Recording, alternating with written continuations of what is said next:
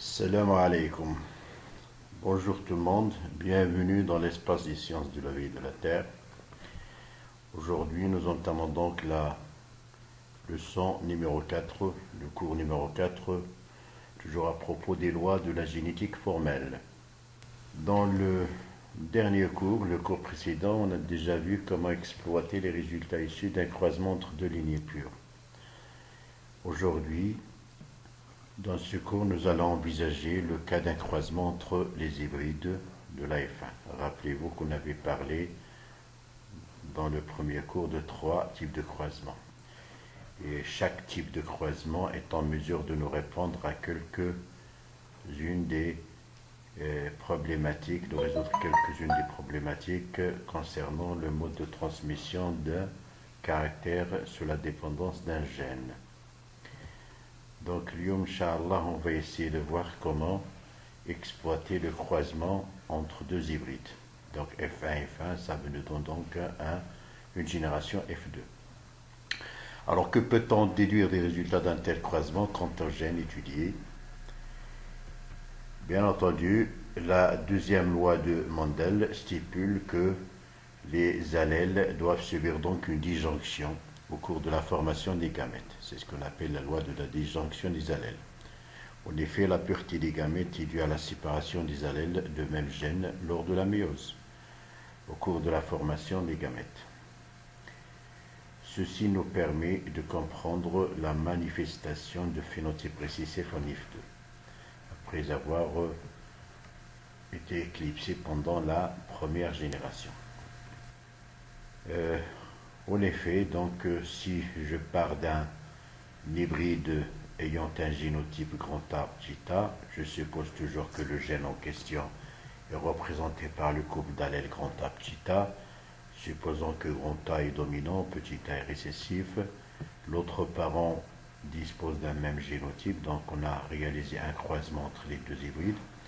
Au cours de la formation des gamètes, les allèles A, Kbira et A Sghira, grand A et petit a, se séparent. On obtient ainsi les gamètes avec bien entendu une seule version allélique, soit donc 50% grand A et 50% petit a. Donc voilà, donc nous avons 50% là, 50%, de même pour l'autre part. Bien entendu, en réalisant l'échiquier de la génération F2, donc vous avez là les différentes rencontres gamétiques possibles au cours de la fécondation. Et bien sûr, il y a donc une possibilité que les allèles petit a se rencontrent en même temps. Donc effectivement, ça va nous donner un génotype petit a, ce qui permet donc à ce phénotype de se remanifester en deuxième génération. C'est comme ça qu'on explique la réapparition du caractère récessif après avoir été éclipsé pendant la première génération. Ceci étant donc ce croisement peut aussi nous renseigner sur la nature du gène en question. Il s'agit-il d'un gène létal ou non? En effet, il arrive que les résultats attendus ne correspondent pas aux résultats obtenus. Ceci peut s'expliquer par le fait que certains embryons ne soient pas viables. On parle alors d'un gène létal. Si on part d'un exemple courant chez les souris, donc nous disposons là de souris mutantes de couleur jaune, la couleur de la fourrure étant jaune, on va le représenter par J+, et le phénomène sauvage agouti J. L'allèle J+, étant dominant par rapport à l'allèle sauvage agouti, qu'on note ainsi J. Le croisement entre des souris jaunes hybrides nous a donné donc une génération F2 composée de 40 souris jaunes et 20 souris agouties.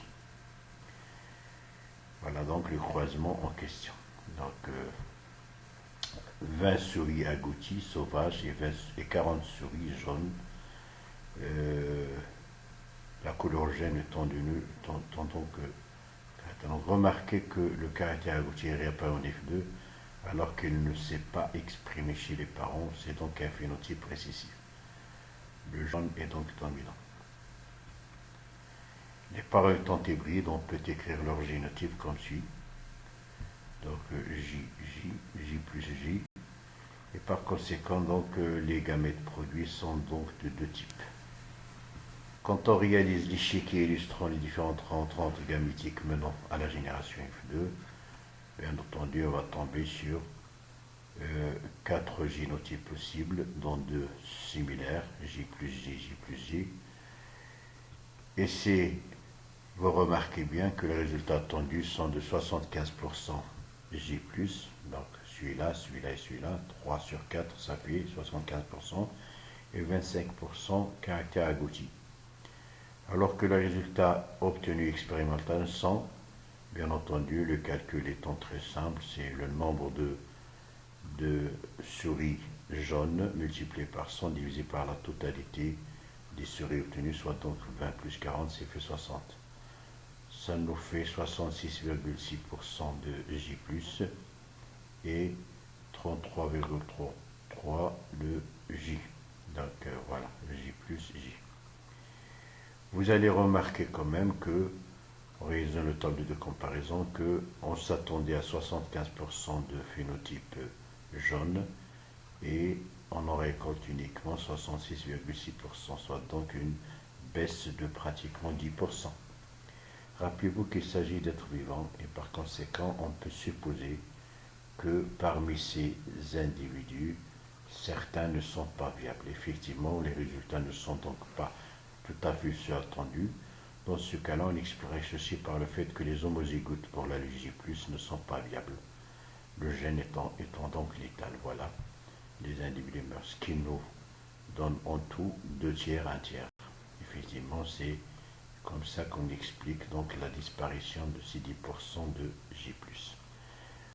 Voilà, la prochaine fois, nous essaierons d'envisager donc le cas d'un test cross et qu'est-ce qu'il peut nous apporter comme information.